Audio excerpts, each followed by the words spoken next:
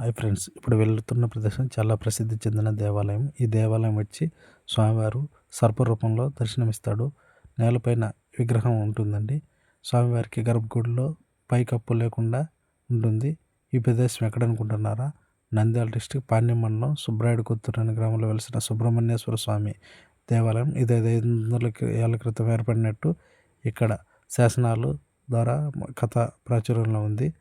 ఇక్కడికి వచ్చే భక్తులు సర్పదోషాలు, సంతాన ప్రాప్తి, ఉద్యోగ అన్వేషణల కోసం ఇక్కడికి ఎక్కువగా భక్తులు వస్తుంటారు. మంగళవారం కాలసర్పదోషాలు తొలగించుటకై అభిషేకాలతో ఈ ప్రాంగణం అంతా ఎక్కువగా భక్తుల తాకిడి ఎక్కువ ఉంటుంది. ఆదివారం రోజు చాలా ప్రీతికరమైన రోజు. ఈ రోజున ఈ ఊరి ప్రజలు స్వామివారికి మద్యం కానీ మాంసం కానీ ముట్టరు. చాలా నియమనిష్టలతో ఇక్కడ ఉంటారు.